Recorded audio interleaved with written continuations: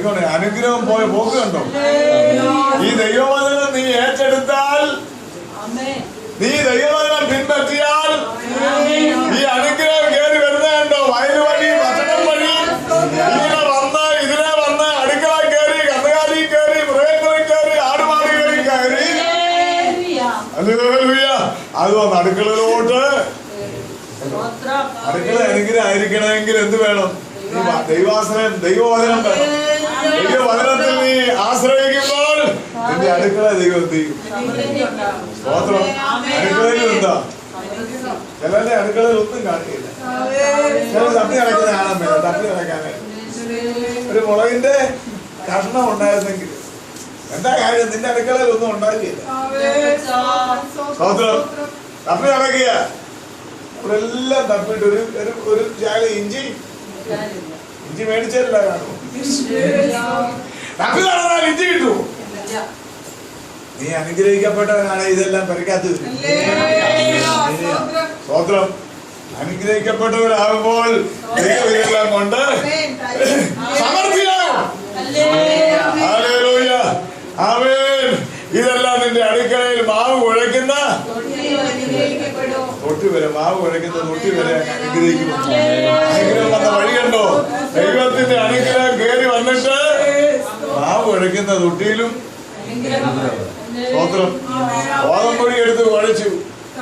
2 glass ഗോതമ്പൊടി കുഴച്ചു വന്നപ്പോ 4 glass ഉണ്ട്. Hallelujah. 2 glass എടുത്ത് കുഴച്ചു. ചിലര് കുഴച്ചു കഴിയുമ്പോ 1 ഗ്ലാസ് പോലും. എന്താ കാര്യം? ഹല്ലേലൂയ. ദൈവത്തിന്റെ അനുഗ്രഹം. നീ പ്രാർത്ഥിച്ച് അരി ഇട്ടേ, അത് പൊങ്ങി വരുന്ന അരി ഇടുമ്പോഴും എന്ത് ചെയ്യണം? സ്തോത്രം സ്തോത്രം പറഞ്ഞ് അങ്ങോട്ട് ഇത് കഴിയുമ്പോഴായി അനുഗ്രഹം ഉണ്ടാകുന്നുണ്ട്. ദൈവത്തിന്റെ അനുഗ്രഹം ദൈവം നിന്റെ ഭവനത്തിന് മേലായിരിക്കും. വായിച്ച് അവസാനിപ്പിക്കാം. നീ എങ്ങോട്ട് പോയാലും എന്തുവാ? നീ അകത്ത് വരുമ്പോൾ നീ എന്ത് ചെയ്യും? ഹല്ലേലൂയ. അകത്ത് വരുമ്പോൾ നീ അനുഗ്രഹിക്കപ്പെടും. കണ്ടോ? ചിലർ അകത്ത് വരുമ്പോ മുതുപിശാചികൾ, പുറത്തു പോകുമ്പോൾ ദൈവദൂതൻ. അങ്ങനെയുള്ള ആളുകളെ കണ്ടിട്ടില്ലേ? വീട്ടിൽ വന്നു കഴിഞ്ഞാൽ ചേപ്പയാ, ഭാര്യയെ കണ്ടു കഴിഞ്ഞാൽ ഇടിയാ. അകത്ത് വന്നു കഴിയുമ്പോഴത്തേക്ക് ഇല്ലാത്ത പിശാചികളെല്ലാം കൂടെ അകത്തുനിന്ന് ഇങ്ങോട്ട് കയറി. പുറത്ത് പോയി കഴിയുമ്പോൾ നാട്ടുകാർക്കൊക്കെ ആരാ? ഇത് തരുമ്പോ ഇതുപോലെ നല്ല സഹോദരനെ അത് മെമ്പർമാരത്തോട് ചോദിക്കണം. ഇവരെ അറിയണേ. പണ്ടത്തെ ആവശ്യമില്ല. ദൈവസന്നി ഇരുന്ന് പോവരുത്. സ്തോത്രം. ഹല്ലേലൂയ. ശാന്തമായി വിടുന്ന വചനം കേട്ടോ. ഹല്ലേലൂയ. ഒടുവിൽ പറഞ്ഞാൽ മതി. ഒടുവിൽ എന്തെങ്കിലും ഉണ്ടെങ്കിൽ ദൈവസന്നി ഇരുന്ന് എന്ത് ചെയ്യരുത്? പോവരുത്. ദൈവ സാന്നിധ്യമുള്ള സ്ഥലമാണ്. നീ പുറത്ത് വരുമ്പോൾ അകത്ത് വരുമ്പോൾ പുറത്ത് പോകുമ്പോ എന്ത് ചെയ്യും? അനുഗ്രഹിക്കപ്പെടും. ഹല്ലേലൂയ. അനുഗ്രഹം ദൈവദത്തമാണ്. വചനത്തിൽ നീ അനുഗ്രഹിക്കപ്പെട്ട ദൈവം നിന്നെ അനുഗ്രഹിച്ചാൽ നീ എന്ത് ചെയ്യും? ദൈവം ശപിച്ചാൽ നീ ശപിക്കപ്പെടും. ദൈവം അനുഗ്രഹിക്കുന്നവൻ അകത്ത് വരുമ്പോഴും ഹല്ലേലൂയ. പുറത്ത് പോകുമ്പോൾ അനുഗ്രഹം, അകത്ത് വരുമ്പോൾ എവിടെ പോയാലും. ഞങ്ങളുടെ വീട്ടുകാർ നിങ്ങളൊന്ന് വന്നാ മതിയായിരുന്നു ആഗ്രഹിക്കുന്നവരില്ലേ? എന്താ കാര്യം? വരുന്ന ഒരു ആശ്വാസം. ഒന്നും ചെയ്തില്ലെങ്കിലും പുള്ളി ഇവിടെ. ചിലർ ആഗ്രഹിക്കുന്ന എന്തോ ദൈവം ഇപ്പോഴും ഇങ്ങോട്ടൊന്നും. എന്താ കാര്യം? കയ്യിലിരിപ്പോണ്ട. വന്നാൽ എന്നും വഴക്ക. വന്നാൽ വേണ്ടാത്ത പ്രശ്നങ്ങൾ ഉണ്ടാക്കി വഴക്കാവുമ്പോഴത്തേക്ക് എന്താ കാര്യം? വരുമ്പോഴത്തേക്ക് പേടിയാ. അതിൽ പറിക്കുന്നവരെ ഞാൻ കണ്ടിട്ടുണ്ട്. സ്വന്തം എന്താ കാര്യം എന്ന് പറയാ? ഒരാശ്വാസവും ഒരനുഗ്രഹവും അവരിൽ നിന്ന് എന്ത് ചെയ്യില്ല. അച്ഛൻ്റെ തലവട്ടം കാണുമ്പോൾ വരുന്നുണ്ട്. എല്ലാരും എന്ത് ചെയ്യുക? ഞാനൊരു വീട്ടിൽ ചെന്നപ്പോ അവര് പിള്ളേരെല്ലാം 4 പാട് ഓടുക. ഓടിച്ചത് എന്ത് ചെയ്യുന്നറിയാമോ? കട്ടുകീഴല് 2-3 കട്ടുകീഴല് 2-3 ഈ കടകിന്റെ മറവില് അച്ഛൻ വന്നു കഴിഞ്ഞാൽ പിന്നെ ആരും അവിടെ ഒരു അനക്കം പോലും ഇല്ല. ഒരനക്കം പോലും എല്ലാം ഓടി ഒളിക്കുക. മാളങ്ങളിലേക്ക് എലി ഓടി ഒളിക്കുന്ന പോലെ കുഞ്ഞുങ്ങൾ ഓടി ഒളിക്കുക. എന്താ ഈ കളുകുടിയനായ മനുഷ്യൻ ഈ വീട്ടിൽ വരുമ്പോഴത്തേക്ക് ആദ്യം കാണുന്നവനെ തടി ഭാര്യയ്ക്ക് കാണാതിരിക്കാനുള്ളൂ. ഇടികൊണ്ട് അവൾ വശം കെട്ടു. അവൾ ഇറങ്ങിച്ചെല്ലും. പിള്ളേരോട് പറയും ഓടി എവിടെങ്കിലും കാണുന്നവനെ ഇടിക്കുക, അടിക്കുക, ഉപദ്രവിക്കുക. നീ അകത്ത് വരുമ്പോൾ ഹല്ലേലൂയ, ദൈവത്താൽ അനുഗ്രഹിക്കപ്പെടുന്നവൻ അകത്ത് വരുമ്പോൾ പുറത്ത് പോകുമ്പോഴും എന്തുവാ രണ്ടും ഒരുപോലെ. നാട്ടുകാർക്ക് നല്ലതാ, നീ വീട്ടിലും നല്ലതായിരിക്കണം. നാട്ടുകാർക്കും വീട്ടുകാർക്കും നീ ഒരുപോലെ ഉണ്ടായിരിക്കണം, നല്ലതായിരിക്കണം. അടുത്ത വാക്യം വേഗം വായിക്കാം. ഹല്ലേലൂയ, നിന്നോട് എതിർക്കുന്ന ശത്രുക്കളെ യഹോവ നിന്റെ മുൻപിൽ അവൻ നിന്നോട് എതിർക്കാൻ വരും. പക്ഷേ ജയം കിട്ടുന്ന നിനക്കാണ് ദൈവത്തിന് സ്തോത്രം. ദൈവവചനം, അനുഗ്രഹത്തിന്റെ വചനം, ദൈവവചനത്താൽ നിന്റെ മേൽ അനുഗ്രഹം ദൈവം തന്നു. സ്തോത്രം. ദൈവവചനത്തിൽ ഇങ്ങനൊരു വാക്യമുണ്ട്, യഹോവയാൽ അനുഗ്രഹിക്കപ്പെട്ടവനെ എന്തിന് യഹോവയാൽ അനുഗ്രഹിക്കപ്പെട്ടവൻ. ദൈവത്താൽ അനുഗ്രഹിക്കപ്പെട്ട ഒരു വ്യക്തിയായിരിക്കാൻ യോശുവ ഈ വചനം എന്ത് ചെയ്യുന്നറിയാമോ? അനുഗ്രഹത്തിന്റെയും ശാപവുമായ ന്യായപ്രമാണ വചനങ്ങളെല്ലാം മോശ കൽപ്പിച്ച സകലത്തിലും സ്ത്രീകളും കുട്ടികളും ഉൾപ്പെടെ ഇസ്രായേൽ സഭ മുഴുവനും അവരോടുകൂടെ വന്നിരുന്ന പരദേശികളും എല്ലാവരും കേൾക്ക്. ഇത് കുഞ്ഞുങ്ങൾ കേൾക്കണം, സഹോദരിമാര് കേൾക്കണം, പരദേശികൾ കേൾക്കണം. സകലർക്കും വേണ്ടിയുള്ളതാണ് ദൈവത്തിന്റെ വചനം. ദൈവവചനം എല്ലാവർക്കും വേണ്ടിയുള്ളതാണ്. കർത്താവിന്റെ വചനം, ഈ വചനം കേൾക്കുന്നവരുടെ മേൽ വരുന്ന അനുഗ്രഹം. ഒരുപാട് പുസ്തകത്തിൽ പറഞ്ഞിരിക്കുന്ന ഒരു വാക്യം കൂടി ഇതിനോടുള്ള ബന്ധത്തിൽ വായിക്കാം. അവിടെ പറഞ്ഞിരിക്കുന്നത് ഈ വചനം വായിക്കുന്നത്, വായിച്ച് വാക്യം എടുക്കുന്നവര് വേഗത്തിൽ വായിക്കണം. ഒടുവിലത്തെ ഭാഗം. സ്തോത്രം. ഹല്ലേലൂയ. ഈ പുസ്തകത്തിലെ പ്രവചനം കേൾക്കുന്ന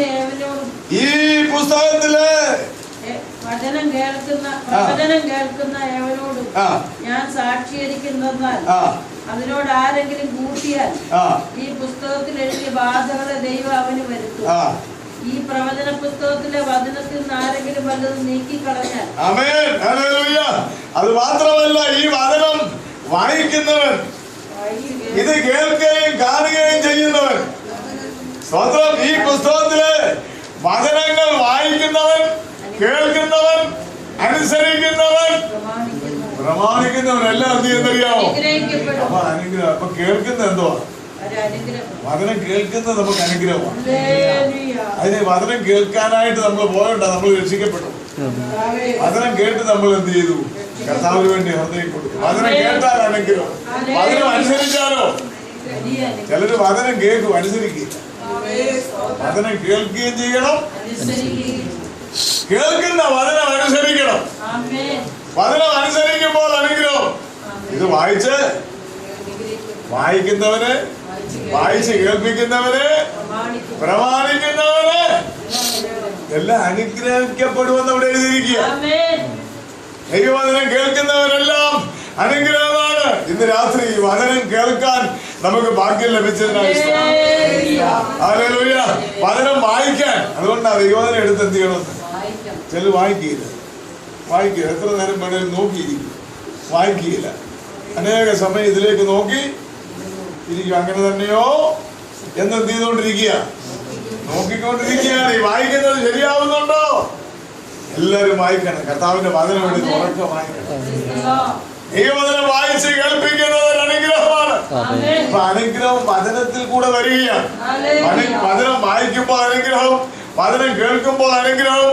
ഇത് ഈ വചനത്തോടുകൂടി നമ്മുടെ അകത്തേക്ക് എന്ത് ചെയ്യുന്നത്? ഈ അനുഗ്രഹം നമ്മുടെ ശിരസിന്മേൽ വരികയാണ്. ഈ വചനം പറയുന്നത് വീട്ടിലാണേലും എവിടെയാണേലും ഒരു അനുഗ്രഹം. ഈ വചനത്തിന്റെ അനുഗ്രഹമാണ്. ദൈവത്തിന് സ്തോത്രം. അങ്ങനെ യോശുവ ഹല്ലേലൂയ ദൈവത്തിന്റെ വചനം എന്ത് ചെയ്യുന്നറിയാമോ? ഒരു ദാഹമുള്ളവനായിരുന്നു യോശുവ. ദൈവത്തിന് സ്തോത്രം. ആമേൻ. 10-ാം അധ്യായത്തിന്റെ 9-ാമത്തെ വാക്യം ഒന്ന് വായിച്ചു. 10-ാം അധ്യായത്തിന്റെ 9-ാം വാക്യം. യോശുവ ഗിൽഗാലിന് പുറപ്പെട്ട് രാത്രി മുഴുവൻ നടന്ന് സ്തോത്രം. രാത്രി കഷ്ടം സഹിക്കാൻ ഒരുക്കമുള്ളവനായിരുന്നു. കഷ്ടം സഹിക്കാൻ ഒരുക്കമുള്ളവൻ രാത്രി മുഴുവൻ എന്ത് ചെയ്യും? കഷ്ടത വരുമ്പോ ചിലർ പറയും വിശ്വാസികളത്തിൽ മുന്നോട്ട് വരഞ്ഞി പൊക്കിയല്ല. പ്രയാസം വരുമ്പോൾ ആളുകൾ പുറകോട്ട് പോകും. പരീക്ഷകൾ വരുമ്പോൾ ആളുകൾ പുറകോട്ട്. എന്താ? കഷ്ടം സഹിക്കാൻ മനസ്സില്ല. സുവിശേഷ വേലയിൽ ഇറങ്ങി പോത്തിറച്ചിയും അല്ലെങ്കിൽ ആട്ടിറച്ചിയും തിന്നാതി അടിച്ചാൽ ഇത് നടക്കില്ല. കഷ്ടപ്പെടണം. വേദോസം പറയുന്നത് സഹിക്കുന്നവർ കൂടെ. കഷ്ടത വരുമ്പോൾ പിറുപിറുക്കരുത്. പ്രയാസം വരുമ്പോൾ എന്ത് ചെയ്യരുത്? യോശുവ കഷ്ടം സഹിച്ചു. രാത്രി മുഴുവനും നടന്നു. ഹല്ലേലൂയ. രാത്രി മുഴുവനും നടന്ന് സ്തോത്രം. ഞാൻ മണിക്കൂറുകൾ നടക്കില്ല, ഓടിയിട്ടുണ്ട്. കാരണം എന്താണെന്ന് വെച്ചാൽ നടക്കാൻ പറ്റുകയില്ല. ഓടിയാലേ കിട്ടത്തുള്ളൂ. അന്ന് കാശ്മീരിന്റെ മലമുകളിൽ നിന്ന് താഴ്വരയിലേക്ക് നടക്കണമെങ്കിൽ ഞങ്ങൾ വല്ല മരത്തിലും വന്ന് തലയിടിച്ച് ചാകുകയോ ഓടിയില്ലെങ്കിൽ കുത്തനെ കിടക്കുന്ന ചരിവുകളിൽ കൂടെ മൈലുകളോളം ഓടി ഒരു തുള്ളി വെള്ളം പോലും ഇല്ലാതെ നാക്ക് വെളി വന്ന സമയം. എന്നിട്ടും കർത്താവിന്റെ വില വിട്ട് പോന്നിട്ടില്ല. എന്നോട് കൂടെ ഒരാളൂടെ ഉണ്ടായിരുന്നു. കാശ്മീരിൽ കിസ്ത്വാർ എന്ന് പറയുന്ന സ്ഥലത്ത് രണ്ടുപേരുണ്ടായിരുന്നു. ഭക്ഷണം ഇല്ലാതെ വന്നു. എന്റെ അസിസ്റ്റന്റായി അവിടെ നിയമിച്ച ആളാണ് അടുത്ത ആള്. ഞങ്ങൾ രണ്ടുപേരും കൂടെ ഇവിടെ താമസിച്ച് കർത്താവിന്റെ വേല ചെയ്യുക. ഒടി വന്നപ്പോ എന്ത് ചെയ്യുന്ന ഇദ്ദേഹത്തിന് കർഷകൻ പ്രയാസം വന്നു കഴിച്ചു. അരി മേടിക്കാൻ കാശില്ല, ഓറമില്ല, പിന്നെ എന്തുവാ ഈ ഉരുളക്കിഴങ്ങില്ല, സവാള ഒന്നും ഇല്ലാതെ വന്ന് കുറച്ച് ദിവസമാണ്. 1-2 ദിവസമൊക്കെ പുള്ളി പാട്ടുമൊക്കെ പാടി നിന്ന് കഴിഞ്ഞാൽ ഒടുവിൽ പുള്ളി പറഞ്ഞു എനിക്ക് പറ്റുകയില്ല. അപ്പൊ വീട്ടിലോട്ട് പിന്നെ എഴുതി എത്രയും വേഗം വണ്ടിക്കൂലിക്കുള്ള കാശ്. അവന്റെ അപ്പന് അവിടെ കൊച്ചറ ഏലത്ത് തോട്ടവും ഇതുമൊക്കെ ഉണ്ടായിരുന്നു, കാശും ഉണ്ടായിരുന്നു. അതിന്റെ മുൻപിനിങ്ങ് പോരാപ്പുറം പുള്ളി പറഞ്ഞ് ഞാൻ പോവാ. ഞാനും പോവാ. അപ്പോഴും ഞാൻ ഓർത്ത് ദൈവമേ ഞാൻ തന്നെ ഇവിടെ എന്ത് ചെയ്യണമല്ലോ. ഞാൻ പറഞ്ഞ ഏതായാലും ഞാൻ എന്ത് ചെയ്യുന്നില്ല. ഇവിടെ കിടന്ന് ചാകേണ്ടി വന്നാലും ഞാൻ തിരിച്ചു പോകുന്നില്ല. തോമസ് അവിടെ നിന്ന് പോയി.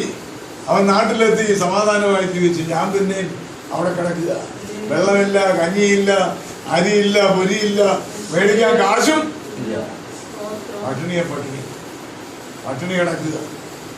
ഒരു വകയില്ല, തരാൻ ആളില്ല, നോക്കാൻ ആളില്ല, നമ്മളെ അറിയാവുന്നവരാരുമില്ല. നമ്മളവിടെ കിടന്ന് സഹിക്കുക. എത്ര പേര് സഹിക്കും? ഇന്നിപ്പോ കർത്താവിന്റെ വില എന്ന് പറഞ്ഞ ആളുകൾക്കൊക്കെ എന്ത് ചെയ്യും? അടിപൊളി ജീവിതം, സ്വന്തം. എല്ലാവർക്കും വേണം. ഇങ്ങോട്ട് ഇറങ്ങിയ ഉടനെ എന്തോ വേണം? 2 വീലറ്, 4 വീലറ്, പിന്നെ വിമാനം. ഇത്രയും ഉണ്ടല്ലേ അവര് കർത്താവിന്റെ വേലയില് മുന്നോട്ട് പോകത്തുള്ളൂ. ഇതാണ് ആളുകളുടെ ആഗ്രഹം. കഷ്ടം സഹിക്കുന്നവരായിരിക്കണം. വിട്ടുപോകരുത്. പ്രയാസം വരുമ്പോൾ, ഞെരുക്കം വരുമ്പോ എന്ത് ചെയ്യുക? പ്രാർത്ഥിച്ചിട്ട് ഒരു മറുപടി. പ്രാർത്ഥിക്കാൻ ഇറങ്ങിയപ്പോ മുതൽ പിശാചന്റെ പുറകെ നടക്കുക. ഇങ്ങനെയാണെങ്കിൽ ഞാൻ അതിന്റെ കൂടെ അങ്ങ് പോവുകയാണെന്ന് വിചാരിക്കരുത്. പ്രയാസങ്ങൾ വരും, കഷ്ടതകൾ വരും, ബുദ്ധിമുട്ടുകൾ വരും, ഞെരുക്കങ്ങൾ വരും. ഇതൊക്കെ സംഭവിച്ചാലും ഒരു കാര്യം ഉറപ്പാ, ദൈവത്തിന്റെ അനുഗ്രഹം നിന്നെ തേടി വരും. കഷ്ടം സഹിച്ചാൽ ഹല്ലേലൂയ എന്നെ വിജയത്തിലേക്ക് നടത്തുവാൻ എന്റെ ദൈവം മതിയായ ദൈവമാണ്. കഷ്ടങ്ങൾ വരുമ്പോ പുറത്തു പോകരുത്. ഒരു നേരം കഞ്ഞി കുടിക്കാനില്ലെങ്കിൽ വെള്ളം ഉണ്ടാക്കരുത്. ഒരു വകയും ഇല്ലെന്നും പറഞ്ഞിട്ട് നീ കറങ്ങരുത്.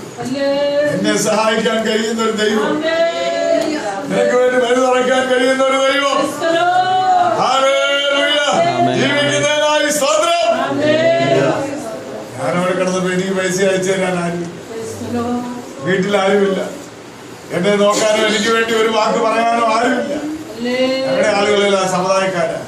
അവർക്ക് സുവിശേഷം എന്നാന്നറിയത്തില്ല, കർത്താവിന്റെ വേല എന്നാന്നറിയത്തില്ല. മറ്റുള്ളവർക്കൊക്കെ അവര് വീട്ടുകാരെല്ലാം ബന്ധുക്കോസുകാരാ, അവർക്കറിയാം. ഞാനവിടെ കിടന്ന് കഷായിച്ചു. സ്തോത്രം. ഹല്ലേലൂയ. പട്ടിണി സഹിച്ച് എത്ര ദിവസം കിടന്നു? 14 ദിവസം വരെ ഞാൻ ഓർക്കുന്നു.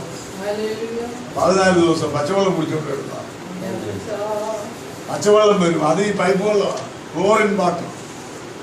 അന്ന് കുടിച്ച് ഇന്ന് എനിക്ക് ആ ക്ലോറിന്റെ ചുവ വരുമ്പോൾ ഒരു സന്തോഷമാണ്. കാരണം അന്ന് ഗതികെട്ട് കിടന്ന കാലത്ത് ഇത് കുടിച്ചെന്ത് ചെയ്തു? ഇവിടെ വല്ലൊരു അറിയുന്നുണ്ടോ? ഈ ചാക്കോ പ്ലാസ്റ്റിന്റെ കാലം നടക്കില്ല. ഇതിപ്പോഴാണ് കാറ് വന്നത്. ദൈവത്തിന് വേണ്ടി കഷ്ടം അനുഭവിച്ച്, ത്യാഗം അനുഭവിച്ച്, വേദന അനുഭവിച്ച് 10-14 ദിവസം പട്ടിണി കിടന്ന് ഒരു ഗതിയുമില്ലാതെ, എങ്ങോട്ടും പോകാൻ വഴിയില്ലാതെ എല്ലാം തകർന്നെന്ന് വിചാരിച്ച സമയം. ഒടുവിൽ അവസാന നിമിഷത്തിൽ ഞാൻ എന്ത് ചെയ്തു? എൻ്റെ സഹോദരന്, എൻ്റെ ഉണ്ണിവാൻചാൻ ഒരു എഴുത്തെഴുതി. ഉണ്ണിവാൻചാൻ ഇപ്പോഴത്തെ പോലല്ല, ഭയങ്കര ചൂടാണ്.